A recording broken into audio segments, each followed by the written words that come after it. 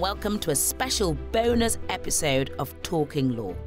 I am Sally Penny, barrister at Kenworthy's Chambers in Manchester, and I am the founder of Women in the Law UK, an organisation which is passionate about supporting the next leaders in law. And some very exciting news this month is the Women in the Law UK Charter, which has been launched to celebrate and mark 100 years since women were allowed to practice law since the passing of the Sex Disqualification Removal Act 1919. We have introduced the Women in the Law UK Charter to ensure the future of women for the next 100 years.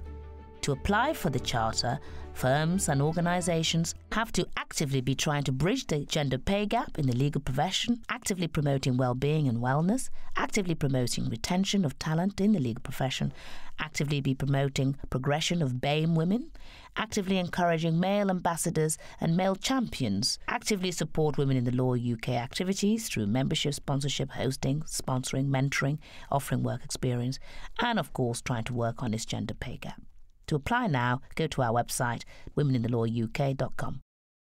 For this special episode of Talking Law, you'll hear from Paulette Maston, counsel in the capital markets practice at Linklaters in London, Magic Circle firm, where she advises corporate trustees, other service providers and companies on a wide variety of capital market transactions, including Islamic finance.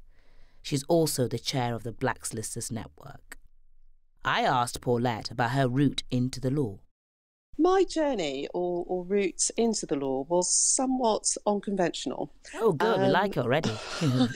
I actually started out in the field of investment banking, working with the swaps and derivatives team of a foreign investment bank.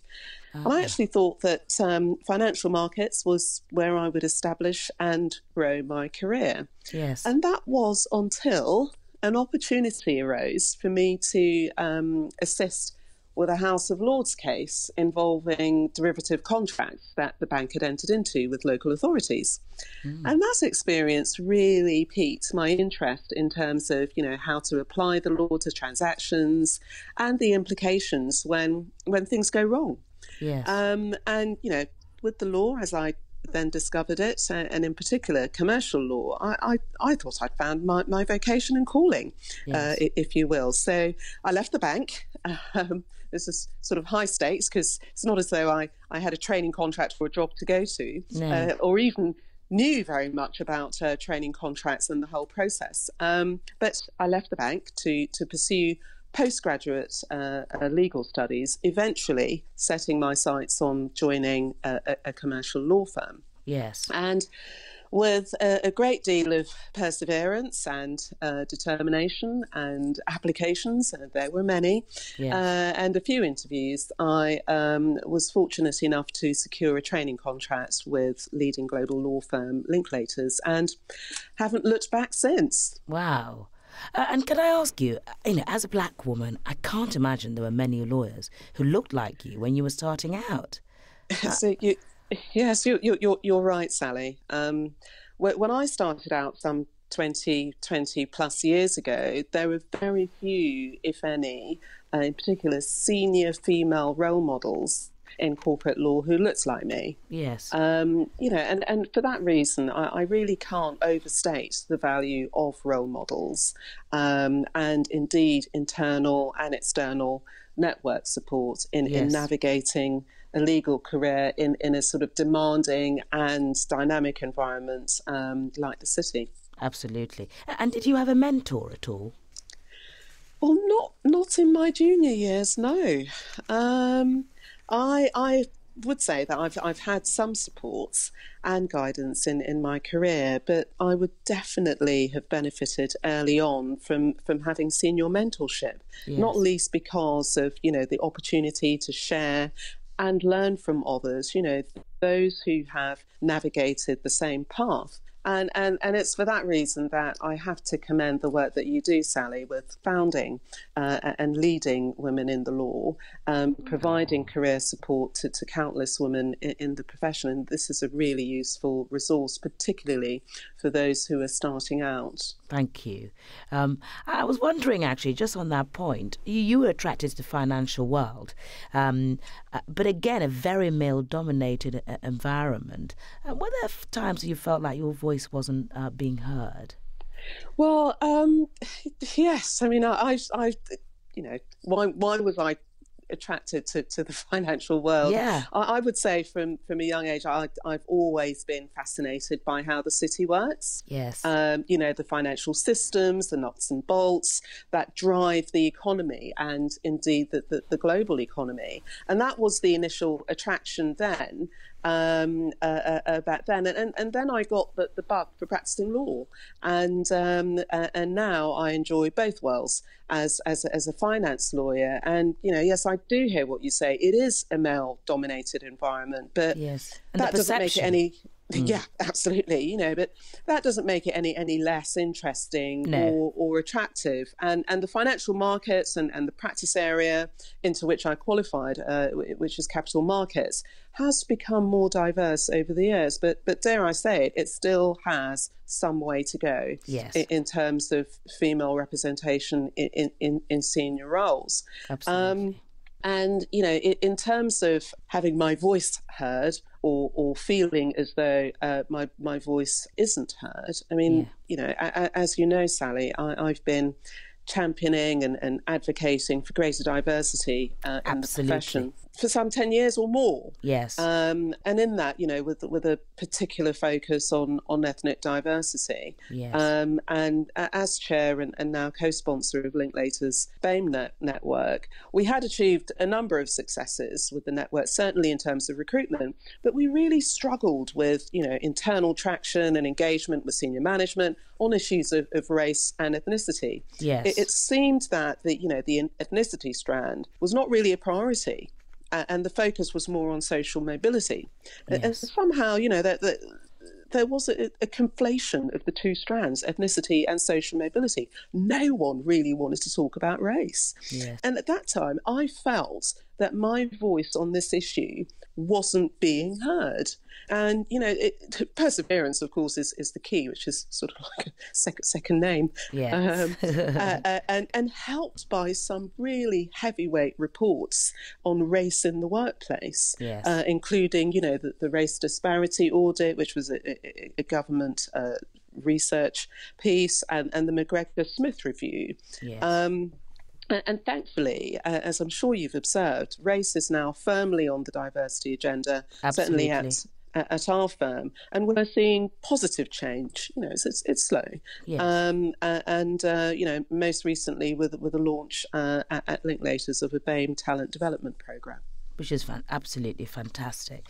Just before we move on to find out more about the Black Solicitors Network and diverse league tables, I understand that many years ago you were specially advised that you would never make the grade, but you're a black woman. I mean, how did you react to that? I know how I would react, but maybe our reactions may be slightly different.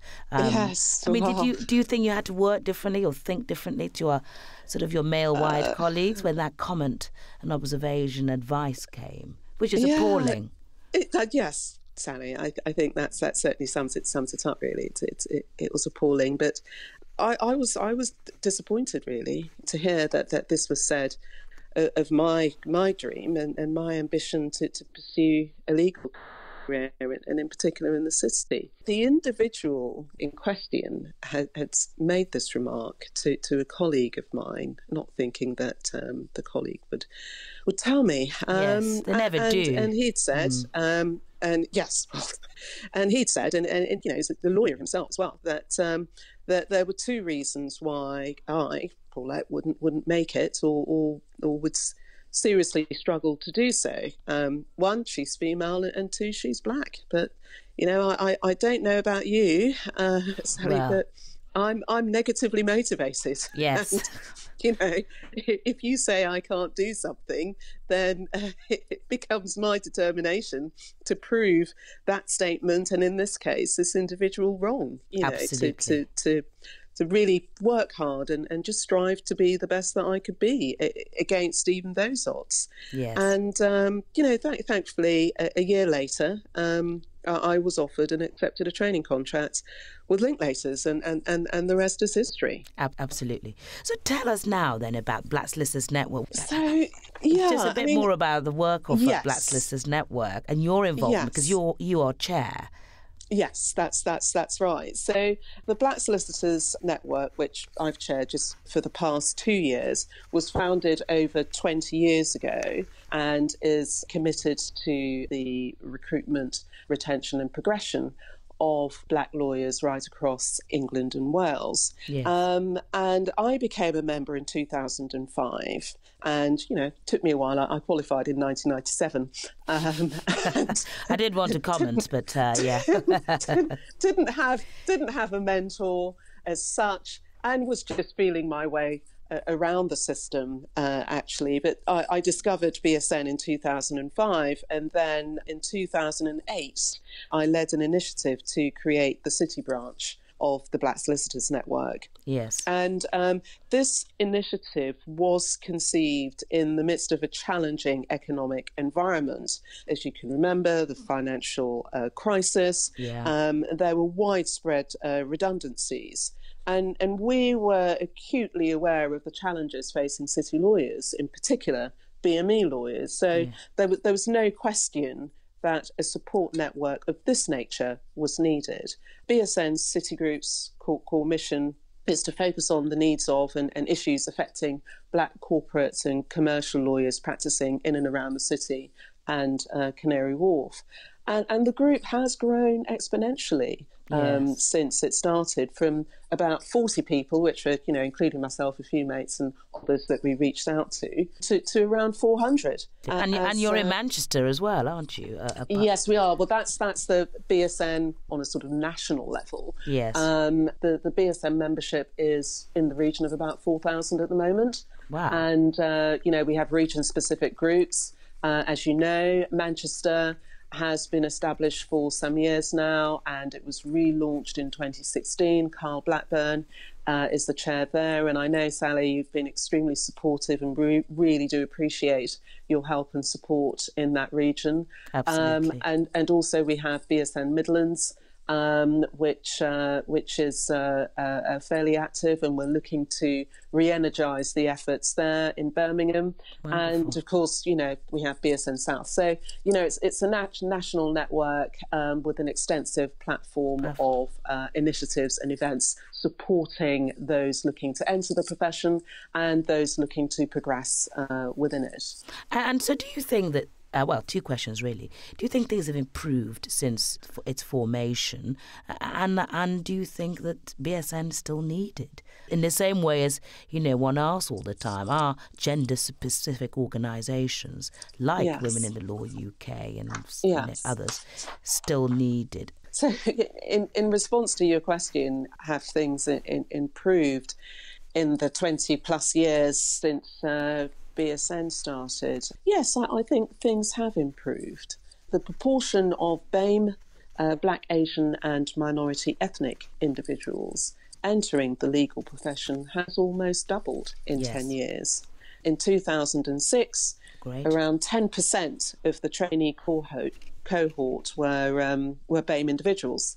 And in 2016, some 10 years later, BAME individuals accounted for 20% of trainee solicitors. And I think this is commendable. Yes, and it can actually be described as representative of the proportion of BAME comprised within the UK population. Of course, when you look at the city, it's more diverse. Yes, it is. But certainly the wider UK, I think BAME individuals make up some 14 or so % of the population. So that is commendable progress. And to your point or question as to whether networks such as the Black Solicitors Network is needed, I would say yes. Yes. Several times over. Retention and progression for BME lawyers remains a critical issue. And it's the same for gender, I'm sure. And so in stark contrast to the number of BAME candidates entering the profession is the representation at the top, at the partner level. And what BSN's Diversity League table has revealed in its survey is that the levels of attrition for BAME as we move up the professional ladder are worryingly high, and actually mean that only 8% of partners are BAME.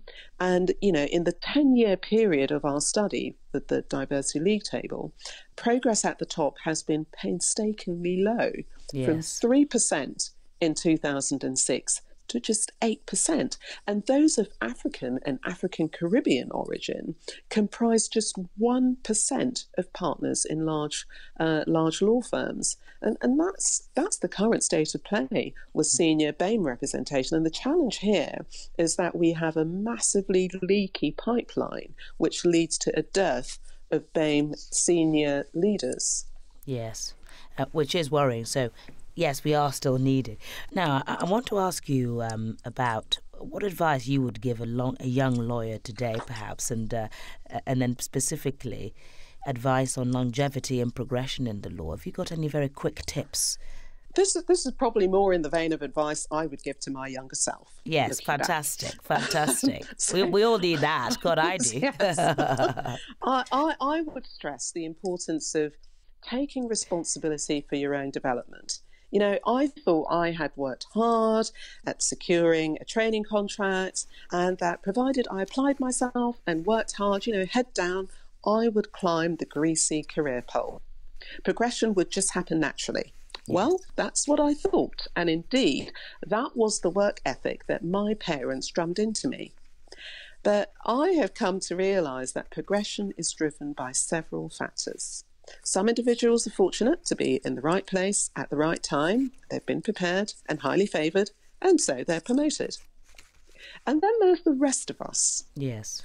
The hard truth for me was the need to recognise and understand what it takes to drive your career forward.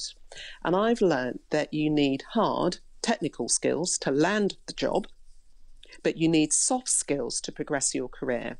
Seeking out those stretch assignments, client and business development opportunities, networking internally and externally. That is how you build career capital. And that's the message to my younger self and to the junior lawyers coming through. And in terms of advice for longevity, one might say, well, I put one foot in front of the other and hope for the best. But seriously, in addition to the advice to my younger self, I have three maxims that have driven me in my career thus far. In terms of, my craft, getting your profile out there, professional relationships. It's be committed, be consistent, and be courageous. Excellent. I'm going to remember that. That's fantastic advice. And for you, how have you maintained a work-life balance? You work hard, you're in the city, you're in a sector that is very busy, complicated. Because as all women, we struggle to try and find that. I just wondered if you could share with us some of your sort of well-being. Yes. Well, it's not easy, as you rightly point out, Sally. As the working environment is quite demanding. I have worked flexibly by working from home one day a week for a number of years, which helps me to connect with my family and helps me maintain some form of equilibrium in my life. I also play tennis badly at the weekend as a means of escapism from the pressure of work. Which is really, really good. Now, I love these questions I always ask. I want to find out a bit more about your favourite fictional lawyer. And then I want to find out about your favourite book and then maybe a quote that you live by. So in that order. Okay. Who's your favourite fictional lawyer? Mine's Rumpole. I have several Really? now, actually. Yeah, I've got several. The more I do these podcasts, I'm like, oh, why didn't I think about that? Some people say Elle Woods from Legally Blonde. But I wondered if you had one you could share. Okay. Yeah, so this is funny. Favourite fictional character? Jessica Pearson. Oh, I like it. Managing partner in the law firm featured in The Suits. I don't know if you've ever watched that. I have, mainly because my husband's a huge fan. But I've grown to love it. So it's a series with Meghan Markle. Yes. So, I mean, Jessica Pearson is formidable. She's strong, she's talented, and she's gorgeous. So yeah, she's one of my favourites. My second favourite is a bit kooky. It's Ally McBeal. Am I allowed to have two? We'll let you off, so long as you answer the last two questions. Okay.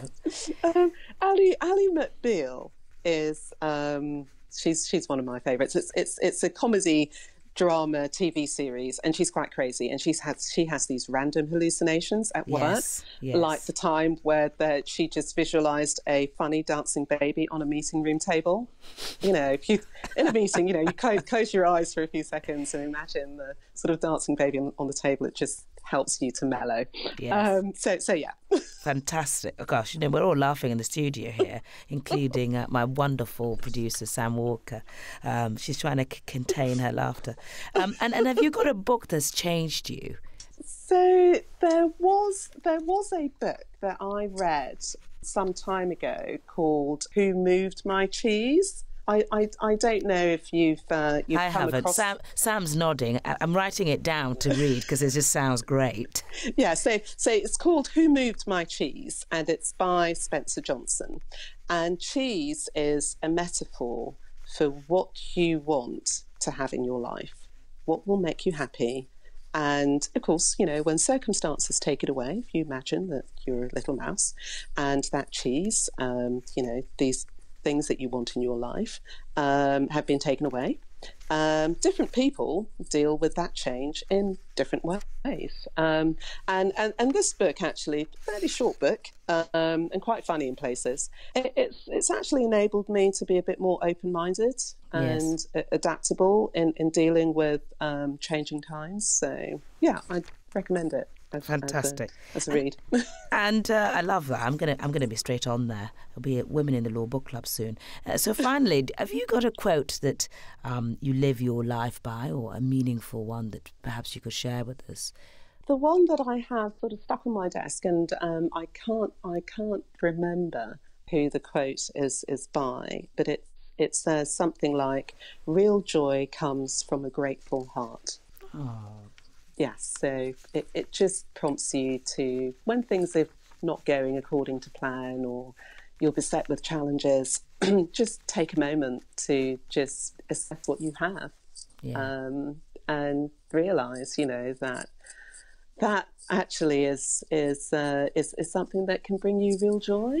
What you've achieved, what you've overcome, family, and that can bring you joy. Just having that sense of gratitude. Absolutely. About what you have and where you are.